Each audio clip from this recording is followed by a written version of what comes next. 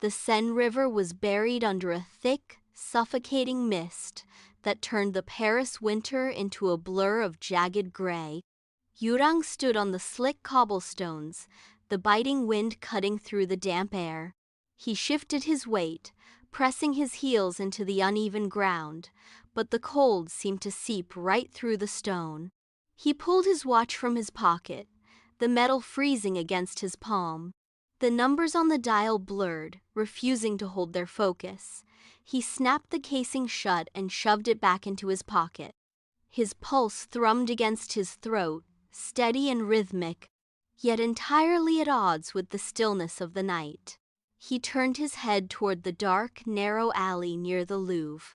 The shadows there were deep, pooled like ink against the stone walls. He knew the data. He knew the probability of a person emerging from that specific point of convergence at this hour was near zero. Yet, he did not turn away. He planted his feet, locked his gaze onto the mouth of the alley, and waited. The city lights were mere smudges in the fog, flickering with a rhythmic dying intensity. He breathed in, the air tasting of wet limestone and ozone, waiting for the silence to break. A flicker of light cut through the fog. It was not a reflection from the street lamps or the passing traffic. It was a pulse, rhythmic and steady, originating from the mouth of the alley. Evelyn stepped out. She did not walk so much as displace the air around her, moving with a fluid, unnatural precision that defied the uneven cobblestones. As she drew closer, the muffled roar of Paris, the distant sirens, the hum of the river, the wind against the buildings simply ceased. It was a vacuum of sound. Yurang took a step back, but his feet felt rooted to the earth. His heartbeat accelerated, drumming against his ribs with a frantic, uneven tempo. She stopped inches away, her presence pushing back the cold mist. Yurang reached out, his hand shaking, and his fingers brushed against the surface of her arm. The contact was not human. It was the biting, absolute temperature of deep space, a cold that bypassed skin and settled directly into his bones. The sensation hit him like a physical blow. He pulled his hand back, his breath hitching in his throat.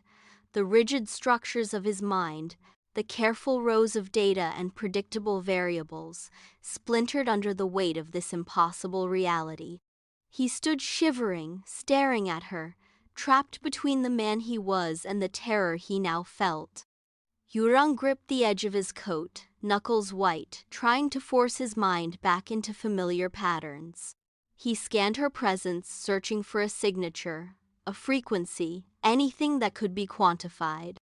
She tilted her head, watching his frantic mental labor. "You look at me like an equation you cannot solve," she whispered. The voice was soft, yet it cut through his resolve like a serrated blade.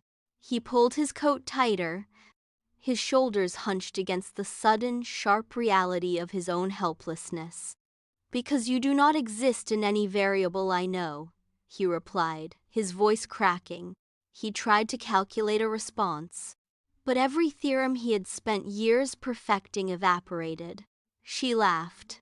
It was not a human sound, but a rhythmic vibration, like glass chiming in a void. He looked at the cobblestones, then back at her, his eyes darting as if searching for a hidden defect in her form. There was none. His life of empirical evidence, of rigid hierarchies and measurable outcomes, was dissolving. He felt the floor of his understanding drop away. For the first time, he stopped trying to categorize the anomaly and simply stared, his breath coming in shallow, ragged bursts as the certainty of his world slipped into the dark, churning water of the river. They walked toward the Seine, moving with a synchronized pace that felt detached from the city. Tourists clogged the path, their voices a dull roar of chatter and laughter. One man stepped directly into their trajectory, his eyes sweeping across the space where Evelyn stood without a flicker of recognition. He passed through the air she occupied as if she were nothing more than a trick of the light. Yorang watched, his breath hitching, as the man continued on, entirely oblivious to the impossible entity beside him. They reached the riverbank and boarded a vessel idling against the pier. The water churned beneath the hull, a thick, ink-black current that seemed to pull at the very foundations of the city. Yurong stood by the railing, his hand pressed against the cold metal, watching the ripples distort the moonlight. He had spent years tethered to the rhythmic ticking of his watch, measuring his own heart rate to ensure he remained within the bounds of his data. But here, in the shadow of the bridge, he felt that internal clock falter. The mechanical urge to categorize, to measure, to solve it all faded into the background. He looked at her, and the frantic need for logic dissolved. He stopped counting. He stopped analyzing. He simply let the rhythm of her presence replace the pulse of his own life. Evelyn turned, her movement fluid, pinning him with a gaze that felt heavy with ancient gravity. She took his hand. Her skin was unnaturally cold, a sharp contrast to the humid air of the river. She pulled him closer until the space between them vanished. The air shifted. He smelled ozone and frost, a scent that tasted like a winter storm trapped in a small, enclosed room. Her voice dropped to a low, dangerous vibration that rattled his teeth. "You are losing your grip on the world you knew," she said. Her words were not a question, but a sentence.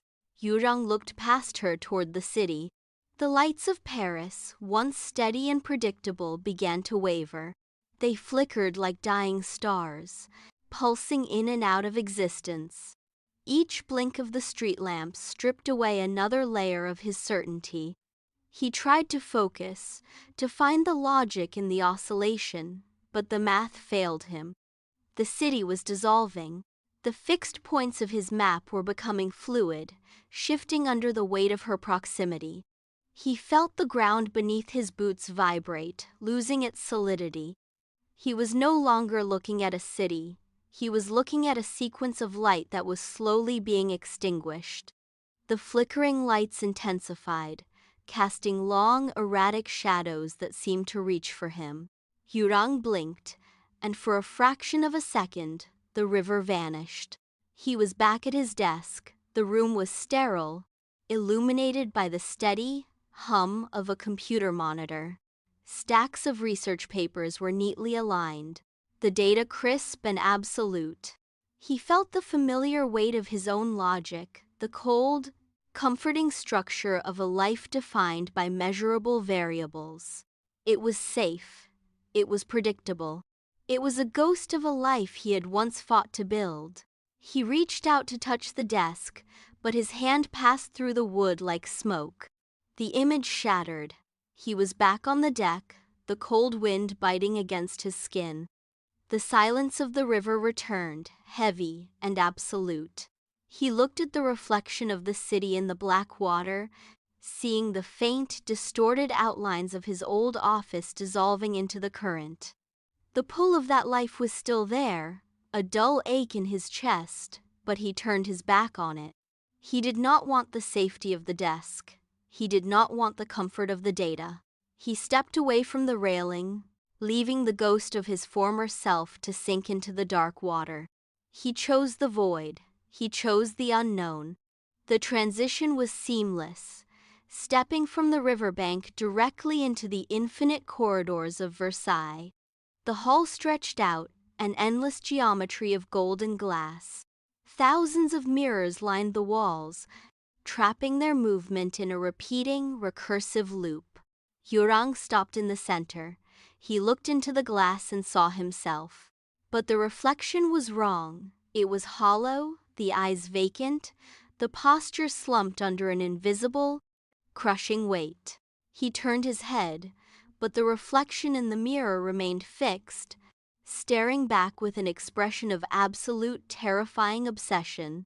He moved his hand, and the version of him in the glass reached out to touch the surface, fingers clawing at the light.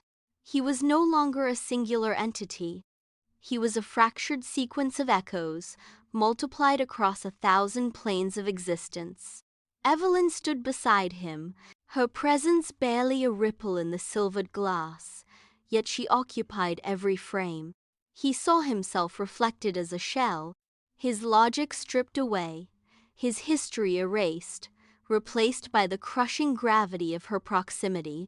He tried to look away, but the mirrors tracked him, forcing him to witness the total disintegration of his own will. He was no longer the one who measured. He was the one being measured. He was entirely hers. The climb to the summit of Montmartre left the air thin and biting. They reached the plateau just as the first gray light of dawn bled over the horizon, washing out the shadows. Yurong stood at the edge, looking down at the sprawl of the city. He searched for the familiar grid of streets, the recognizable pulse of the arrondissements, but the logic failed him. The lights below did not form neighborhoods or roads. They shimmered like a sea of cold, disconnected embers, pulsing in patterns that defied human cartography. He pointed toward a cluster of illumination, trying to name the square, but the words died in his throat. The geometry of the city had shifted into something foreign. He looked at his own hands, then back to the horizon, and the realization hit with the force of a physical blow. The boundary he had crossed was not a line on a map. It was a permanent severance from the world of men. He tried to recall the weight of his research, the comfort of his desk, but those memories were like static on a dead channel. The city below him was a ghost of a civilization he no longer inhabited. He stood on the precipice, the wind whipping past, and finally understood that the transition was complete. There was no path back to the world he had left behind. Evelyn moved closer, the motion fluid and silent. She rested her head against his shoulder. Her presence was weightless, yet it exerted a pressure that anchored him to the cold stone of the plateau. As her head settled, the last vestiges of his previous life began to unravel. Yurang reached into his mind, trying to grasp the cold data of his research, the rigid logic that once defined his existence. He found nothing but a void. The memories were not being erased. They were being rewritten into a language he could no longer comprehend. He felt his heartbeat slow, matching the rhythmic thrum of the city lights below. It was not a physical stillness, but a fundamental change in his state of being. He watched his fingers. They seemed to blur at the edges, losing their solid definition against the dawn. He did not recoil. He did not reach for the world he had left behind. Instead, he leaned into the cold, constant pressure of her presence. The obsession that had driven him across the threshold now claimed the final, hollow space within him. His human identity was evaporating, rising like mist into the thin morning air. He closed his eyes, no longer measuring the time, no longer seeking the variables. He simply ceased to be the man he once was, surrendering the last remnants of his existence to the silence. Far above the atmosphere, the perspective shifted. A realm of pure, cold geometry stretched into the infinite. Here, time held no sequence, and space was defined by the intersection of absolute lines. Ailoni watched the tapestry of existence.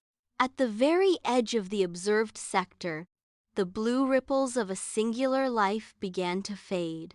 The pulse that had once been steady, erratic, and deeply human slowed until it matched the static frequency of the background void. The experiment had reached its final iteration. There was no longer a subject to analyze, only the residual data of a transformation. The connection severed. The ripples flattened, absorbed into the vast, silent calculations of the realm. Ailoni tracked the final dissolution as the consciousness lost its last anchor to the material world. The transition was total. The subject was no longer human, and the variables had been accounted for. The grid stabilized, the light dimmed, and the observation concluded. The tapestry remained, but the point of interest had vanished, leaving behind only the perfect, unyielding stillness of a closed equation. The experiment was complete.